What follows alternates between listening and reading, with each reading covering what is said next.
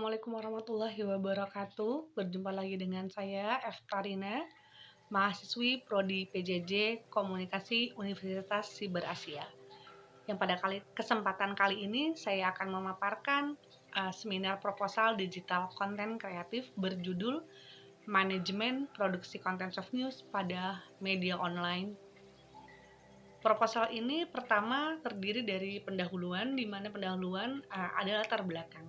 Latar belakangnya adalah ada 3. Yang pertama, media online.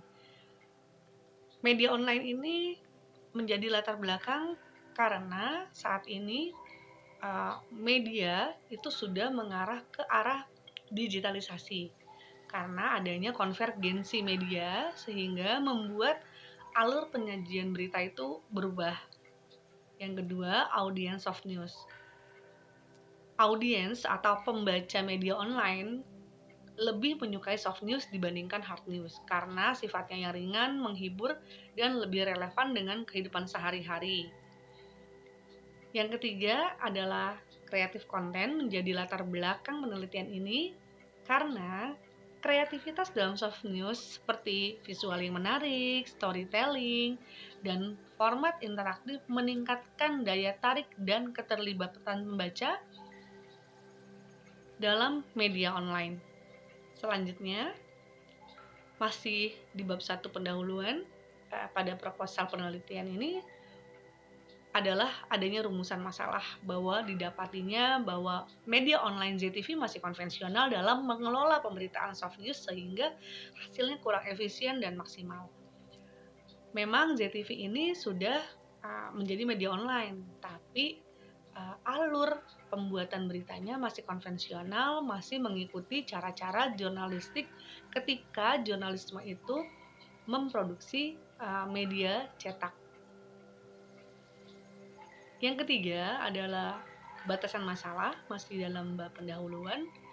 Batasan masalah pada penelitian ini ada 3, yaitu di mana studi kasus ini hanya pada media online ZTV ID, lalu adanya analisis hanya pada konten soft news, lalu tahun publis kontennya 2024 sampai dengan 2025 saja. Sehingga batasan masalah ini mampu membatasi penelitian ini tidak melebar, tapi mampu meneliti secara mendalam. Bab selanjutnya adalah bab landasan metode, di mana yang pertama adalah adanya kerangka berpikir. Di sini bisa dilihat bagian alurnya dimulai dari judul manajemen produksi konten soft news pada media online, lalu